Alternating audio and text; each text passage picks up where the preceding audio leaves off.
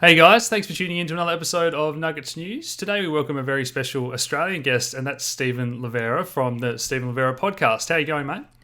I'm great. Thanks for inviting me, Alex. I'm really looking forward to diving into your economics background and your thoughts on Bitcoin. You've been in this space for a while. Your podcast has really grown recently, but for those that haven't followed you, do you want to give us a bit of your background?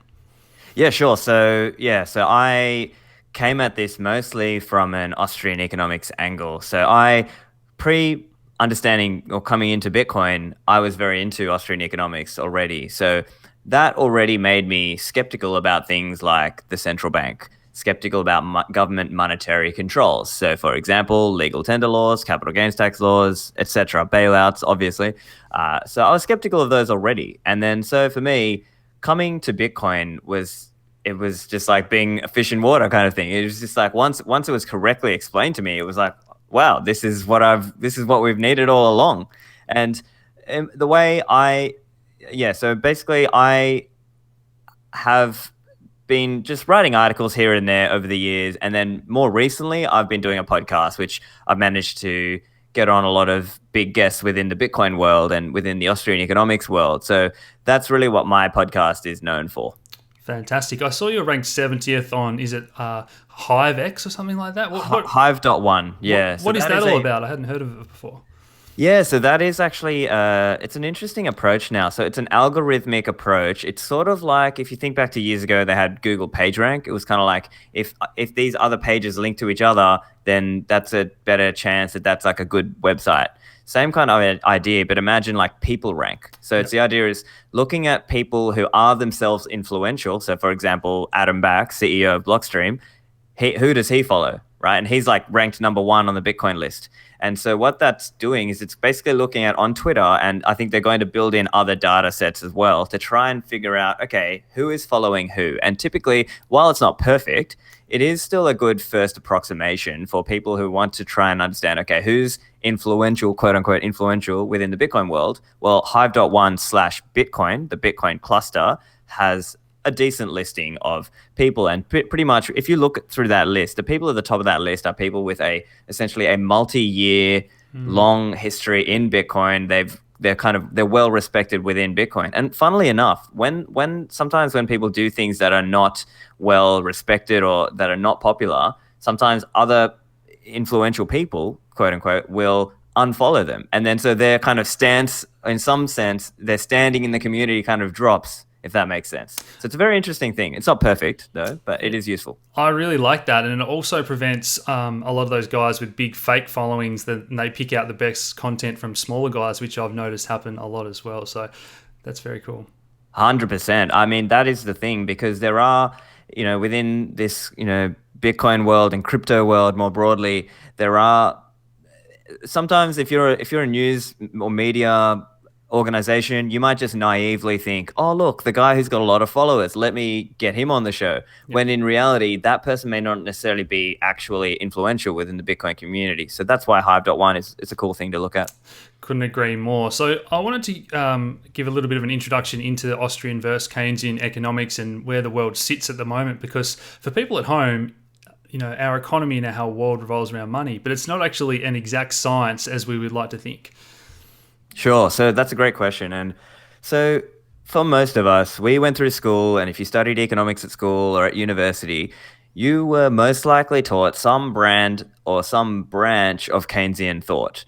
And maybe not Keynesian alone. There are other schools as well, like Chicago School, so on.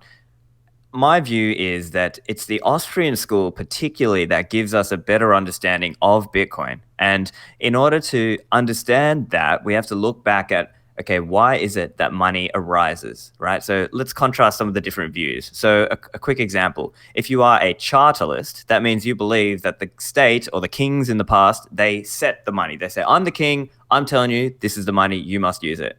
Right. And the question is that where the value flows from? Right. And so then the opposing view is the Austrian view, is the money as emergent bottom up view instead of a top down view. It's, hey, we are all, Alex, you and me, we're all out there, and we're trying to think of what is the most saleable good to act as a medium of exchange. That medium of exchange is the defining characteristic of money, right? Now, there are those other components, obviously store of value and unit of account, but the defining reason we use money is which one is the best medium of exchange, right? So that's a quick example there. Yeah. Some other points there would also be around this concept of fixed supply versus inflation, right? So within the Keynesian school of thought, they may typically make different arguments around why there should be more inflation or why inflation can be, quote unquote, a better thing, right? So it depends how deeply technical you want to get, right? So they might talk about things like an output gap or the aggregate demand and trying to manage that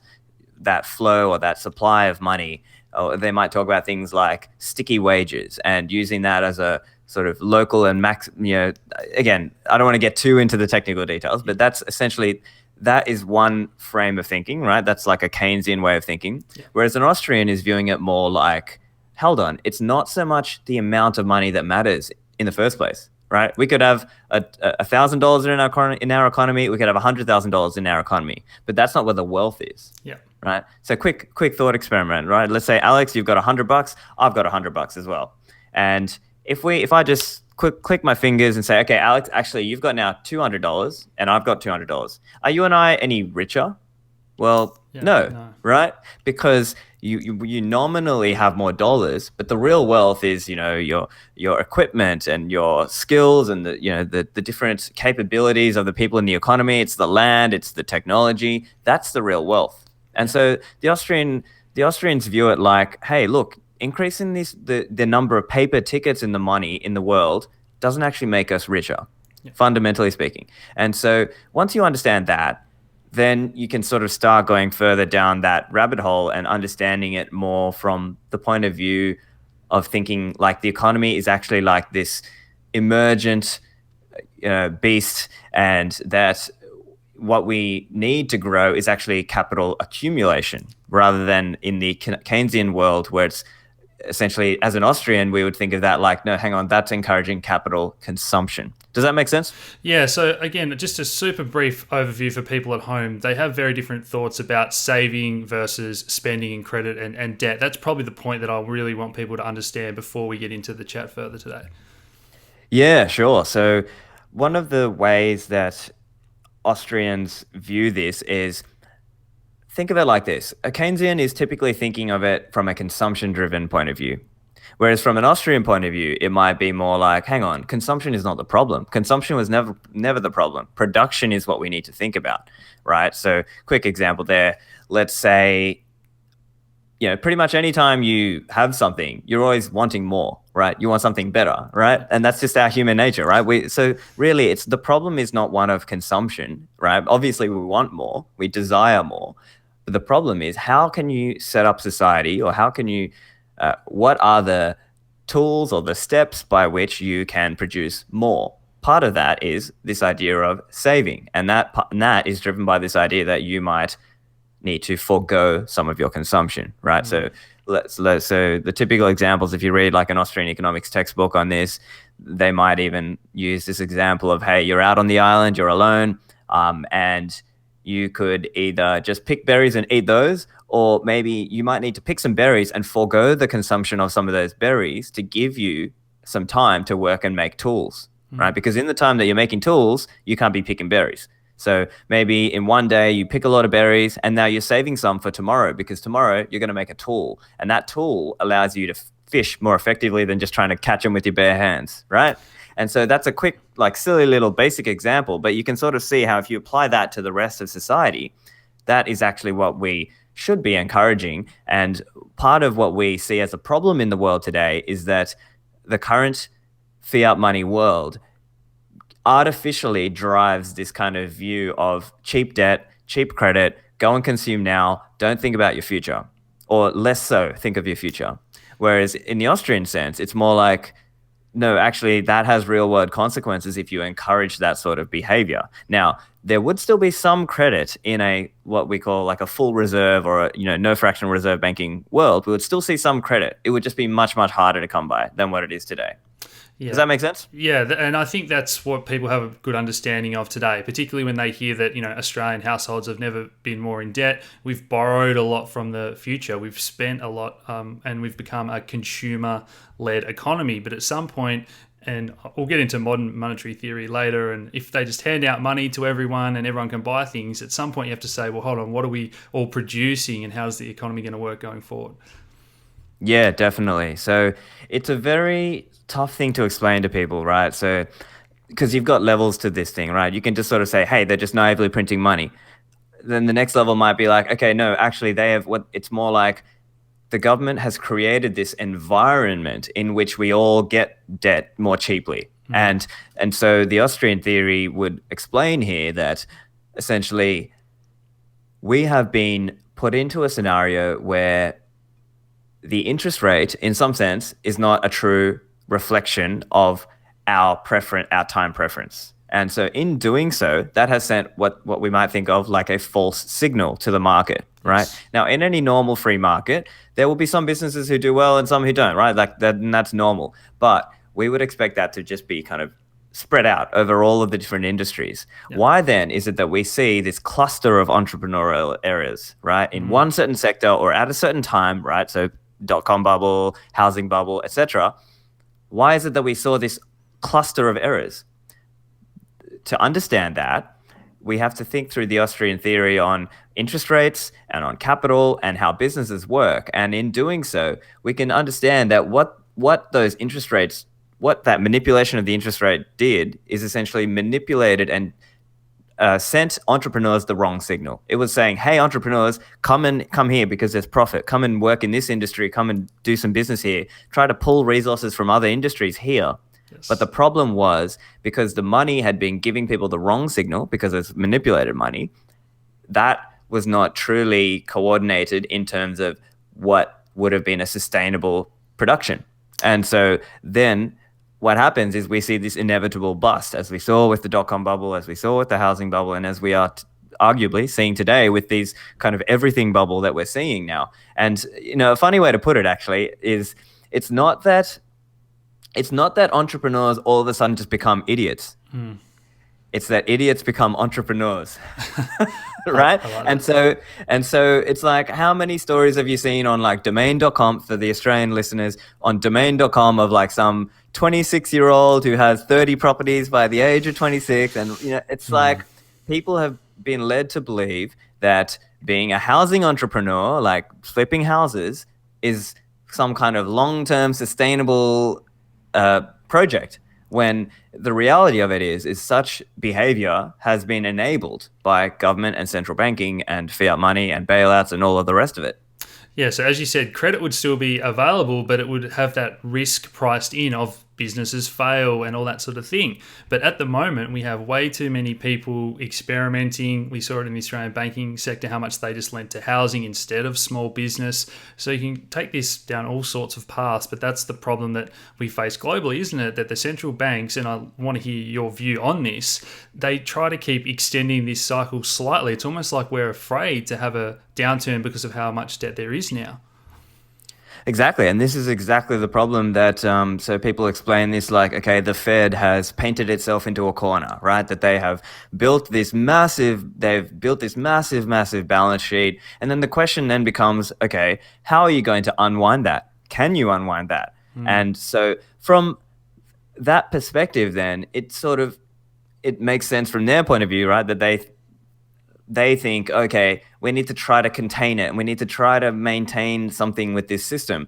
But I think those of us who come from that more free market school of thought, whether that's Austrian school and so on, we might think of it more like, okay, let me use another analogy. Someone like Nassim Taleb, right? So he might make an argument that, say, forests need a periodic backburning. They just need that to sort of cleanse out and become more healthy in the long term. Yes. And what governments have done in some sense is they've stopped all the backburning. And so what we're going to get now is a massive, massive fire, right? It's because they were not willing to let banks fail. They wanted to bail them out. They didn't let things fail. And in doing so, we as a society are being less productive And what that means is that all these resources are being left in these quote unquote zombie businesses that should not exist. And those resources could be reallocated elsewhere. And if we had a real free market, which I believe Bitcoin will help us bring towards, Bitcoin will bring us towards that free market. But unfortunately, we are stuck in this great monetary experiment. And the one challenge for people is also, and even for you and me, right? Like I'm in my early 30s, right? And so for most of us, we have never known a world that really was on a hard money standard, right? Yeah. On a free market money. We have literally lived our whole lives within this aberration historically. Yeah. Because historically, there probably was, like, gold acted as a check on the government, right? Yeah. It meant that the government could not spend so much, because in doing so, it either had to tax people or it had to try and go into debt. And that was difficult in the previous 100 to 200 years ago. That was a much more difficult thing. Yeah. So what governments did, and I think of it like, I've explained this before, but it's like this idea of conspiracy without conspirators, right? Every person, it's not like there's some deep dark room and they're like, oh yeah, how are we gonna like ruin the quality of money today? It's more like each of these people is acting in their own best interest, and this is just the way the game is set up, right? It's like, don't hate the player, hate the game, right? It's the same kind of idea. Like, if you're a politician, who are you going to give money and funding to?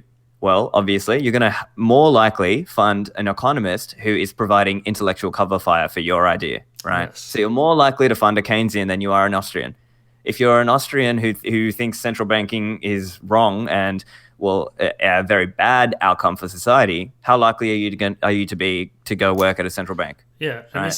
This is probably a part where I didn't think the conversation would head today, but I'm a pharmacist, and in healthcare and medicine, we see the same things with the big drug companies sponsoring the trials to get the results they want. And it's just this feedback loop where there's plenty of doctors I know who are good people and they're doing what they think is right. But I think we're going to learn that the world is a very different place in the way that it operates in economics, in medicine, in lots of different fields, and it all comes back to money.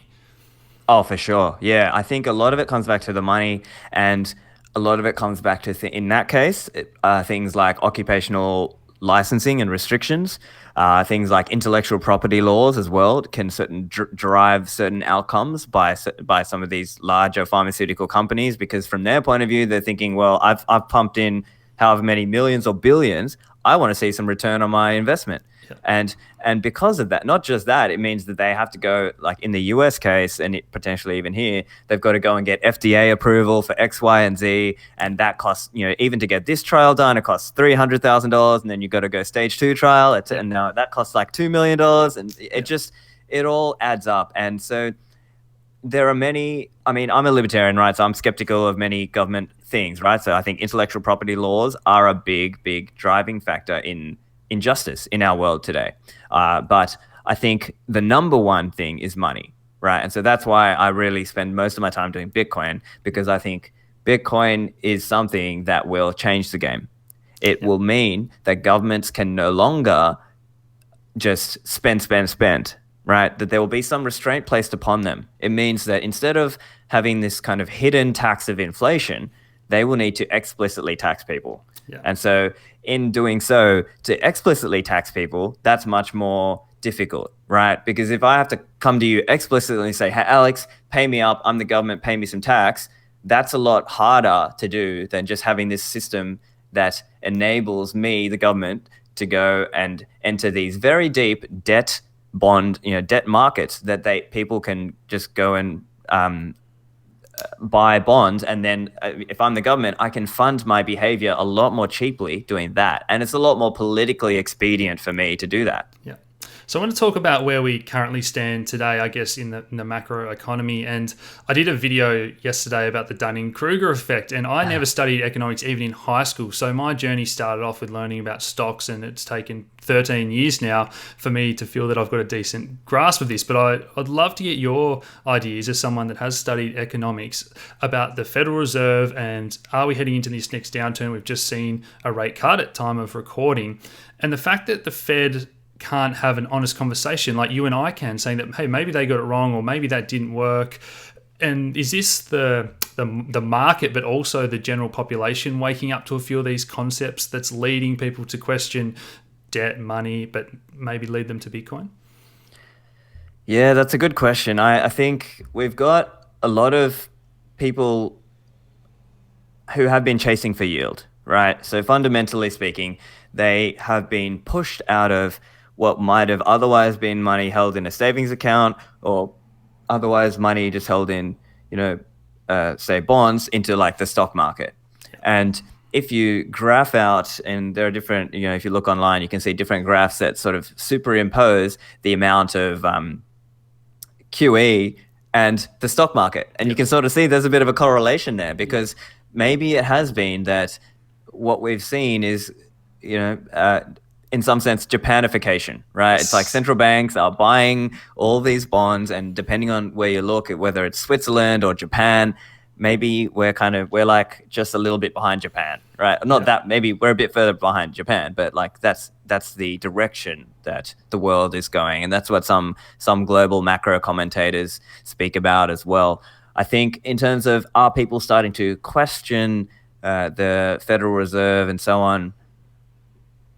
Potentially. I think what we will see over time, though, is probably as we move into this next halving, we start to see people who try to front run it and try to buy some now because they anticipate, like, let's say they've seen Plan B's work and they think, okay, it's, a probabilistic bet that, Bitcoin may rise to 55,000 or so according to the Plan B modeling. Well, if I can buy it now at 10,000, well, I'm laughing, right? And as anyone who's kind of used to thinking like a poker player or like in a probabilistic sense, you don't necessarily have to be right to make that call.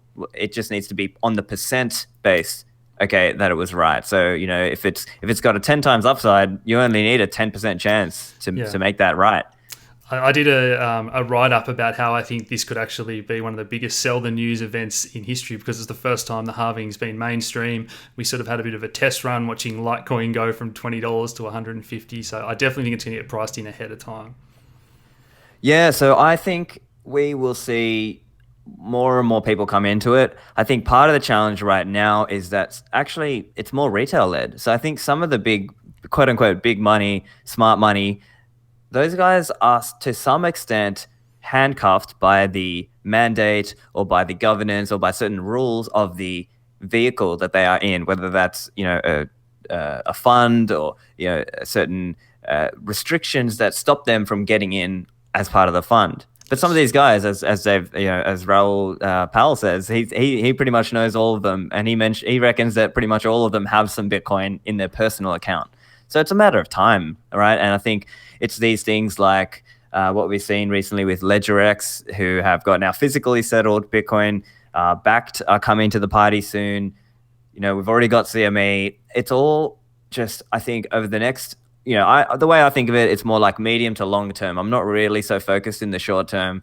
I think it's all very long term bullish. I think we are seeing as well, even in the US government, right? Patrick McHenry, he says there's no capacity to kill Bitcoin, right? I mean, how could you not be bullish after listening to him say that, right? If he's like a ranking financial services or committee member in the Senate in the US government, well, and he thinks it can't be shut down. Well, I think it's fundamentally what it is just that guys like you and me and probably our listeners are the ones who are just the early adopters, right? If you're listening to this, chances are you are somebody who will challenge the narrative a little bit, and you're willing to do a little bit more research and willing to do a little bit more, to think a little more deeply about the world that we live in. Whereas for the average person, and I understand as well, right? They've got a family, they've got jobs, they've got kids, they've got other hobbies. They're not necessarily going to go and read economics and like try to understand this Bitcoin thing. But truly, I believe that it's a matter of time. Yeah, and when I did get into Bitcoin, it was almost like a conspiracy theory style of reading about how the banks are going to play out and debt, and you realize how much of a weirdo you were for reading about it back then, I guess. For sure. And look, it's changed. The game has changed since then. When I was first trying to read about Bitcoin and really get into it, there weren't that many writers, and there wasn't that much good material out there. Back then, the good guys were guys like Trace Mayer, Tuater Meester, Peter Serter was writing some good stuff. Yeah. Conrad Graf was writing some good stuff, Yeah. and then like the boys at the Nakamoto Institute, right? Like Pierre Richard and Michael Goldstein and stuff like that. But there just wasn't that much material out there. Whereas now, if you fast forward now to 2018 and 2019 now, there's so much good material out there. There's podcasts, there's videos, there's articles, and there's books. So you can really, if you know where to look, you can get a good first approximation or first understanding of what Bitcoin is.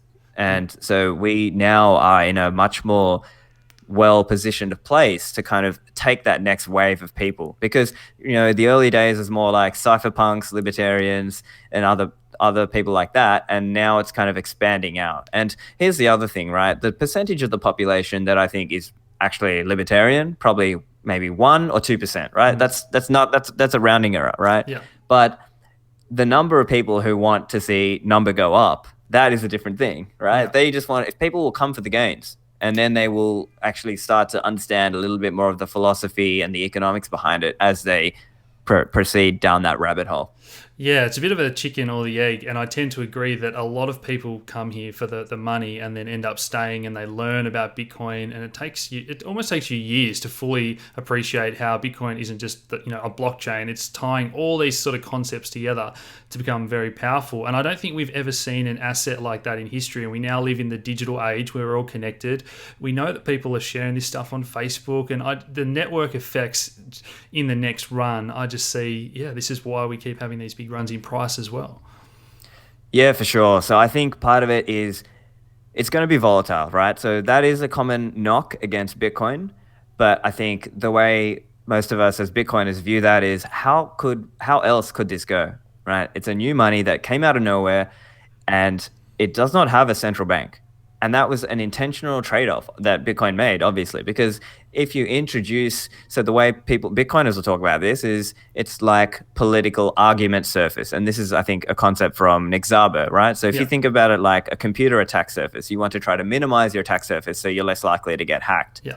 Well, in some sense, Bitcoin is, it's set up this way because it's harder for people to argue about it, right? And so that's why Bitcoin, in that sense, bit the bullet, just said, okay, 21 million and not a Satoshi more, and that's our limit. We're never going to change it. And so that is what allows people to sort of form this Schelling point, or this decentralized kind of agreement, if you will, that this is the money that we're going to use. And what it does is it draws people in waves. And so it's, like my friend Vijay Boyapati says, it's sort of like touch points. How many touch points have you had on Bitcoin, right? So for most of us, even for me, the first time I heard about Bitcoin, I thought, oh, whatever, some Slashdot article, probably a scam. I won't look into it. But then later I read an actual article that explained it to me. And so more and more people are going to have that moment, whether it's a sports star they follow, right? If they follow Russell Okung, or if they're into like politics and they see Donald Trump mention it, or if they're into, whatever, like someone in your world, whether that's esports or gaming or whatever, someone who you follow, they might talk about it. And then that will be that moment where you kind of go, oh, wait, maybe I should actually dig into this a bit more. And then that's where they can start coming down the rabbit hole, start reading the Bitcoin Standard by Safety Moose and so on. Yeah, the way I also see it is that we are growing to this large market cap. Now, whether that's just competing with gold or, Forex reserves, a store of value of a wider range of assets, we don't know, but that's going to give it a very big market cap. So it grows, and then all of a sudden we hit this level where there's heaps of people that have made tenfold return on their investment, and they take profits, and then it turns into that emotional cycle where people think it's a bubble and it's popped. And that's why I think we've probably got 1 or 2 more cycles, and it's the same. It's so funny to watch this repeating, but it's because we're heading to such a big place if this all works out. Yeah, that's the thing as well, right? So total addressable market or whatever in the Silicon Valley VC investor terms, right? The total addressable market for this thing is in potentially 100 trillion or more, right? It depends how bullish you are, right? Like for me, I think over decades, we potentially do see it go to basically eat up a lot of the value and sort of, in some sense, pull it out of things like overpriced real estate and so on, and art, some of those art and whatever, because once the world has a proper money, we won't need to use some of these other things as a quasi store of value. So there will be a lot less of games going on with people just buying houses and not living in them and just keeping them purely to store their value or to store it outside of their government, let's say. They might just buy Bitcoin because Bitcoin is the hardest thing. It has the highest stock to flow ratio. And in doing so, it could be prudent to store at least a percentage there. And that's potentially how it starts, right? So people might start with just a small allocation into Bitcoin. They might think, okay, I've got stocks and bonds. Maybe I'll just put like 1 to 5% in Bitcoin. But then what happens after the halving is now their allocation has changed. And unless they keep rebalancing, it's just going to very quickly result in more people deciding, well, it would be silly not to own some Bitcoin. And that's when the hordes come. Yeah, I completely agree. So that's the store of value aspect that I think we've touched on. But medium of exchange, and how do you see Bitcoin? Are you all a Lightning Network layer 2 sort of guy, or do you think that it needs to be like the best medium of exchange as well? Is it more about store of value for you? Great question. So I think it may not be as monetarily relevant yet. I think of it like stages. So, collectible, store of value, then medium of exchange, then unit of account. But that said, I still recognize there is a role for use of Bitcoin as well, because it does allow some things that you can't get today. So for example, you can buy a service without KYC, and that company might be able to provide you the service without taking so many of your details, because right now they might need that for credit card processing and so on. Or if you got to do it through PayPal, maybe you've been shut down on PayPal, but you use Bitcoin instead. So that's definitely a case there. So I definitely see a value there, and using Lightning as well. So I'm a big fan of Lightning. I've interviewed a range of Lightning people on my show, and essentially with Lightning, I think it's still very much an enthusiast community right now, but I think we are starting to see applications that are coming out that are very simple. Like a typical normal person just downloads the app and they're kind of ready to go once they use it. It's really getting there. In another year or two, it will be pretty much people can just easily transact using Lightning Network as well. But the thing to consider here, there's a few different things, right? So part of it is using Lightning Network to be able to quickly, instantly transact on using Bitcoin. But the other thing is the taxation part, because fundamentally speaking, and again, you probably have a bit more of a global audience as well, but I mean, out of the Australian listeners, obviously the ATO, in some sense, is encouraging us to hold, because if you spend, you've got to pay a capital gains tax on it. So that's one sort of barrier to spending a lot right now. But the flip side of that is it might make us more bullish as well, because if more people are trying to hold because they don't want to pay capital gains tax, well, then what's that going to do to the price? It's going to pump it even harder. So there's pros and cons there, right? And I think eventually, the governments of the world will sort of have to change their policies and change their taxation such that it's not going to be unreasonable for people. Because why should they? Because they're trying to use an alternative, and I guess right now the government is either not aware of it or not. I mean, it's not that they're not aware of it. It's more that they are still not clear on how big this thing will go. But those of us who are Bitcoin bulls think, yeah, this thing is going to go huge. And so you can either, as governments, you can either ride this wave or you can be crushed by it. And if you want to ride the wave, then you need to change the laws and change the rules to be accepting of it. I think countries like Singapore, for example, are a good example. Singapore has no capital gains tax, and they are now also, from what I heard, they are putting in there was a discussion of a potential of taking away sales tax on cryptocurrency transactions in Singapore, right? So that's a quick example, right? And so I think governments of the world have to be cognizant of that and understand there is this idea of jurisdictional competition. Yeah. So, yeah. I mean, I was invited to speak to Treasury, and I did try and push this as much as I could. And I can already see people in the comments saying, oh, you can spend your Bitcoin if it's under 10,000. There's all these if, buts, and maybes, but let's not get into that conversation today. So the next thing I want to talk about was the headwinds and how you see that playing out. We've kind of touched on this already, but we see in China or India, it actually creates a premium and pushes it into these grey markets. I watched that Congress hearing you mentioned there as well. So do you think it just cannot be stopped no matter what, or is it going to be bad in the short term if they ban exchanges? Yeah, great question. I think fundamentally, yeah, I think you're right. It's fundamentally that the government can slow down adoption, but they can't stop this thing. So, depending on how governments of the world react, they can, make it difficult for people, right? They could say, "Hey, every Bitcoin holder, disclose your disclose your holding to me, or otherwise you're illegal, and otherwise we'll put you in jail, or otherwise we'll, it's X, Y, and Z, right?"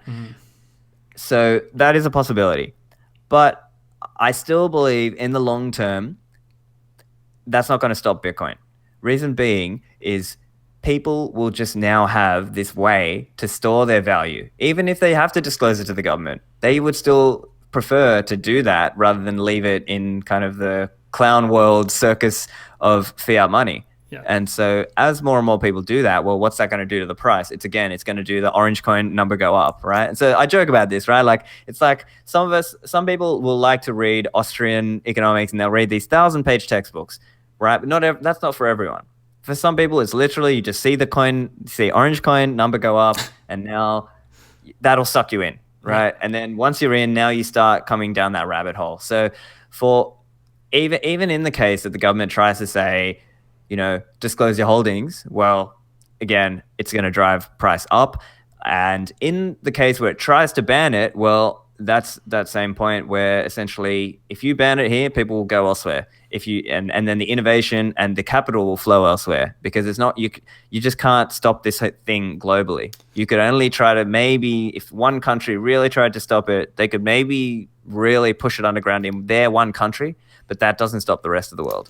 And so that's kind of how we view the game theory of this as well. And we think that eventually, now it might be a less likely scenario, but there may even be an argument that central banks would buy a small stake in Bitcoin as well, just to protect themselves, right? Yeah. If they see this thing going up and they realize, well, you can't stop this, you better realize you should try and own some at least. And it doesn't have to be the Fed. It can be very much the opposite, those fringe banks or the countries with the worst currencies that start using it, and then all of a sudden it becomes like popcorn, while the Fed and the RBI are saying, no, this thing's no good, still at the top. Exactly. And even if you're a small to medium country, you might be more easily able to buy a stake in Bitcoin, kind of reflective of your size of your country, that without causing massive slippage that, say, the US government would do if it tried to, come in and buy Bitcoin. So, and then that small or medium-sized country now might become a powerful nation and a wealthy nation because of buying Bitcoin. So I don't know, that can sort of, to an outsider, to someone who's not in this world, that might look like, aren't you guys just kind of pumping your bag and this is like a Ponzi and stuff? But from my point of view, it's more like, what is the most saleable money? And that is the thing that tends to attract in the most capital. It's like liquidity begets liquidity. And ultimately, in some quasi sense, you might think of it like once something has monetized, yeah, it looks like a bubble that just hasn't popped, right? But I think that's imprecise, right? I just think that's not precisely what's going on. It's more accurate to think of it like historically, gold had a monetary premium, right? There was like an industrial use value of gold, right? The amount that you can get from tools and software and computer and whatever. And there's this monetary premium to it. Bitcoin just has it such that it's basically all monetary premium. And so to an outsider, that might look like, okay, yeah, that's a bubble and it's just never going to work. But to us who are in this world, it's more like, no, this is actually just a superior money. And maybe you just haven't deeply thought enough and read enough, say Carl Menger or Austrian economics, to understand what it is that makes a superior money. Money is the thing that helps store your value. It's like transporting your value through time and space. So just quickly, do you believe in gold, or that it could play a role in the short term until Bitcoin's market cap is big enough for fund managers to park a percentage in? Yeah, great question as well. So I think of it like there may still be a role for gold. I'm not clear on that part yet. So I think we should have some humility, and I don't come out and say, oh yeah, Bitcoin's everything and gold's just going to zero. I think there may be some role for gold. I don't know what that will be. And actually, from one of my recent interviews with Stephan Livera, we spoke about this idea of how, look, if the government were to it's unlikely again. But if the government were to try to realize and adapt, actually the best way that governments could kill Bitcoin is to institute a gold standard, right? Now they would have to voluntarily take that on, and it would be like, in some sense, a check against their control. But in doing so, we have to consider the global liquidity for gold. And this is the point Safety makes, which is that right now, like just if you took it straight today, like Bitcoin's market cap, what is it, 250 billion something? Gold's market cap is like 7 or 8 trillion. And it has a deep cultural history, particularly in places like India and China. And so if you had to call it today, gold would probably win, because there are more people who own gold and will readily accept gold than for Bitcoin. But the bet is essentially that Bitcoin will come to beat out gold because of those stock to flow characteristics we were talking about earlier, and also the credibility component of it, because it just has such a credibly limited supply, and it has demonstrated some level of decentralization in resistance to the government. In some sense, it was gold as a technology, the fact that it had to get stored in certain vaults and the ability and your inability to verify it. Whereas now, if you run your Bitcoin full node, you are verifying Bitcoin. Whereas with gold, it's not so easy to do that. So who knows if in the future people might be worried, well, the government might just do another fiat money again. So how do I know? Maybe I'd rather keep my money in Bitcoin because I know it will stay less than 21 million. Yeah, that's my opinion as well. If anything happened in the next 12 to 24 months, there's just so many on-ramps for people to park money in gold, far easier than it is with Bitcoin. Maybe that changes if we get an ETF. But I wanted to pick your brain on, the war on cash, negative interest rates, but also the geopolitical sort of acceptedness of this. We've seen the yellow vests, all sorts of movements, Occupy Wall Street. I hear crazy stats about the amount of Australians that have exchanges accounts, upwards towards $1 million is even the crazy numbers I've heard. Do you think that people would get super passionate about this if there was a, confiscation of Bitcoin or gold or really overarching sort of laws that tried to get enforced? Yeah, good question. I'm not sure if I've got a good answer. I think enough people around the world care about Bitcoin that it would be stored away, and they would squirrel it away on their own, setup, whether that's a multi-signature hardware wallet setup and around the world. But I definitely do agree, like on the point around negative interest rates, war on cash, I definitely see that as driving more Bitcoin behavior. I think we will see a lot more people decide that, well, look, my money is not doing me any good, just stuck in the bank anyway. Why don't I just at least carve out a portion of that and put that into Bitcoin and take part in this, what's going on? And I think over this next year or two, as we see kind of the price rise with the halving and everything, I think that will suck in a whole bunch of people. And it'll be really interesting to see what happens in terms of, negative interest rates and what that does. One paper that recently came out, and you might have seen it as well, Alex, is this point from the IMF, right? And they were basically talking about, how could we keep people in a negative rate environment, right? And essentially part of how you do that is make it more difficult to use physical cash. And so what we're seeing, and even now recently in Australia, there was this, so I think the Liberal Party spoke about it, and I think there's a draft consultation out now as well for banning, payments over 10,000 in cash. So again, all of these things, I think it just drives people towards alternatives, right? The more you put in capital controls, the more you make negative interest rates, financial repression, all of these things drive that sort of behavior. So, and another quick example, right? So again, I'm not advocating this. I'm, again, prediction, not kind of advocacy, but I think we might see that, right? So, how in the past, you had a plumber come over and they might give you a price, and they might say, oh, hey, but $100. But if you pay me in cash, it's $80, right? I think we might see a similar phenomenon with Bitcoin and Lightning. They might literally start doing that, and how difficult, that's just not feasible for people to stop, right? Because and you see this in other countries around the world, right? They kind of underdeclare taxes and things like that. Again, I'm a public person. I'm not advocating people do that, but I'm just saying I can see why people would do that. They would start going, well, hey, I can just take this Bitcoin or Lightning payment. It'll be pretty private on the Lightning network. Who's going to stop me, right? Or here's the other one. People just set up overseas. They just go overseas and start doing Bitcoin Lightning payments, right? And other people might be happy to do it if they're getting a good discount. And so it's, it might not be pleasant to talk about or whatever, but I think the reality is people will use it for tax evasion eventually. Yeah, I haven't Like it or not. I haven't thought about that too much, but the way I kind of see this utopia in the future is that people are going to spend that money, that profit they make, get back into the economy. I wish that they'll do something similar with capital gains in Australia. It puts more money in the pockets of entrepreneurs and the good investors. It all makes its way back into the economy. But I haven't thought about that too much because I think that is something the government would really crack down on if people start using that for that. Yeah. Oh, yeah, 100%. I think the government would crack down on it, but it's something that might happen. And so not offering a moral opinion on it, but it's just more like a observation. But yeah, certainly. And I think the capital gains thing, I think that will change eventually. They will have to eventually change that. And I think taxation may switch, theoretically, it may switch to something more like property tax as opposed to income tax. Yeah. Because that's more like the government can physically see, okay, you've got this, okay, Alex or Stephan, you've got this piece of land here. I'm going to charge you the X, Y, and Z. And that's probably the direction governments of the world will shift. Fantastic. Well, the next thing I wanted to talk about was Bitcoin maximalism. And there is some people that are quite toxic. And then I'm of the belief that we can use blockchain for other applications. So where do you fit on that scale? What are your beliefs?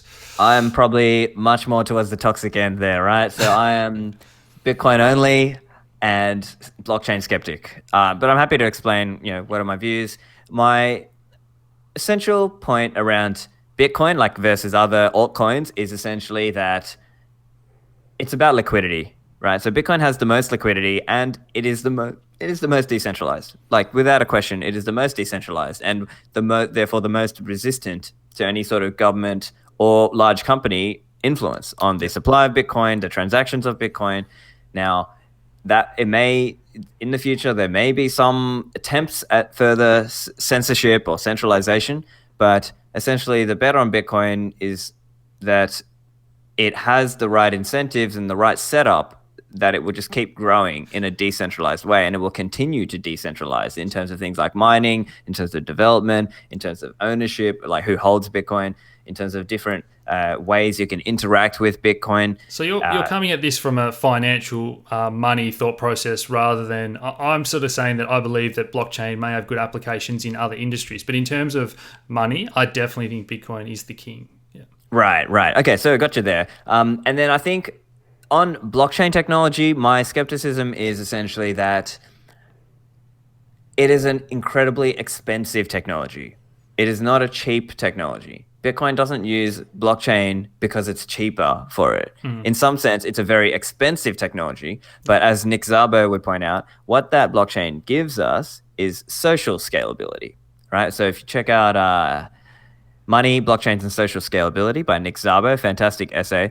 You check that out, and basically he makes this exact point, right? He's saying it's what helped us scale beyond that 150 number, the Dunbar number, right? And so for me, I view a lot of these blockchain technology, unfortunately, I think a lot of them are misguided. I think a lot of these people don't quite understand the technology of it and the difficulty of trying to scale this blockchain as well. And so what has unfortunately happened is, and okay, to some extent, people play with what is the definition of a blockchain as well. So they might use other terms such as DLT, distributed ledger technology, right? But I think fundamentally speaking, a blockchain, like considered in the Bitcoin sense, it adds more cost you've got to consider the cost of CPU, network, hard drive, and then not just that, it's more difficult to roll back an error if there is an error. And then it's difficult to upgrade the network as well. So then so from my point of view, I just think the same thing can be achieved with traditional technologies. Now, you can still use cryptography, for example. You can still use digital signatures. You can still use cryptographic digital tokens, not like monetary token, but like, digital tokens for that. And you could still use backups. You could still use RAID. You could still use all of these other techniques or cryptographic receipts, and many of these techniques could be used to achieve a similar kind of my database agrees with what your database says without using a blockchain for it. So my view is, I think that's why I think blockchain has been a little bit oversold, and perhaps, and in fairness to the people selling it, I think it might just be a bit misguided. I don't think it actually makes sense, but I understand my views are not typical. Yeah, I mean, I actually do think that 99% of projects are going to fail. And for me, it was great to see in 2015-16 all these projects that actually did want to experiment with decentralization pop up on Ethereum. But then it just got crazy, as you said, with scams and other bad projects in 2017. So I hope we do see good applications, and we're already sort of starting to see them spring up.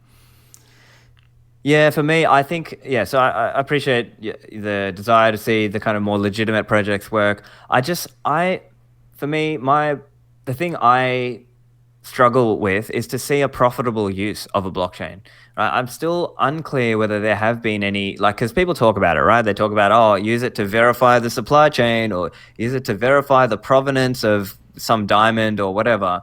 But fundamentally speaking, I just don't know whether, even if someone were able to use a blockchain for that, could they just get disrupted by someone using traditional technology and basically pulling out the rug underneath some player who does that, because they're able to compete much more cheaply and effectively by not using a blockchain and just using traditional database technology. Yeah. So that for me is how I view it. I think that's why I sort of maintain that position of skepticism. If someone shows me a profitable case, then okay, I'll change my mind. But for now, I haven't seen one. So yeah. Cool, fantastic. No, we certainly love hearing other perspectives and always respect them. But I do love Ethereum and some of the DeFi movement and whatnot. But any final thoughts today, Stephan? Anything we haven't touched on you think is super important for everyone to know at home? I think ultimately a few points. I would say the first investment you should make in Bitcoin is in your education, right? The first thing you really need to know is, and it's a deep, deep rabbit hole. There are so many different rabbit holes you can go down. You can go down computer science, cryptography, economics, a little bit of game theory, a little bit of psychology, a bit of finance, obviously. There's all these different rabbit holes that you can go down. And so part of it is, for me, I'm trying to educate in such a way that when people come into Bitcoin, they come in as a strong hand. They come in as a strong hodler and not as like a weak hand, right? And part of that is psychological as well. So sometimes I've been thinking about this recently as well, with this idea of lump sum investment versus dollar cost averaging, right? So quick example, I think if you look at what some of the personal finance people say and some of the journals and the blogs and so on, that, like, mathematically speaking, lump sum in at the start is better typically. However, not everyone has a lump sum. And secondly, psychologically, dollar cost averaging may be better for us. Yeah. So it may just be easier for you to set something on default, just every week, pick an amount that you are comfortable and just put that in, every week. And that is much psychologically easier for you than, if you start trying to play the lump sum game, you might lump sum in and then decide, I can lump sum out here, and then try to buy back in a bit cheaper. And then that's when people just get wrecked, because they think they can buy back cheaper, but then it runs up and, it 100%. Runs away from them. Right.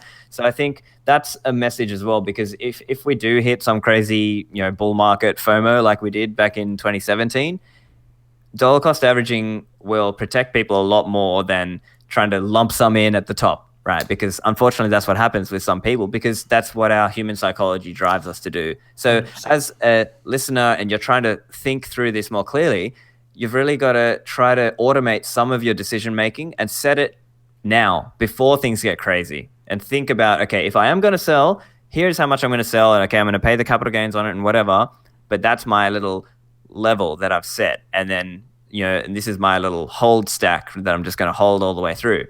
Right. And so these are some ways that people can think about it in a way that hopefully allows them to make more prudent financial decisions. That's so interesting you've said that. Psychology and sentiment has been one of the things that I've always said is so important in the crypto space. And I'm not an expert in any of those things that you mentioned. But yeah, again, I'm trying to go on this journey for people at home, even after 7 years in crypto, because it is a little bit of cryptography, a bit of finance, and you've got to learn it, and it's always evolving as well. So I think that's a fantastic place to finish. I'll put all the links to all your stuff in the description below. But any final thoughts there, Steph? Yeah, no, look, that's been great. And just for any listeners who want to find me, it's stephanlivera.com, and the podcast is Stephan Livera Podcast. But look, thanks very much. It's been a pleasure to chat with you today, Alex. Thanks, guys. That was fantastic. I'm really looking forward to putting this one out. Cheers.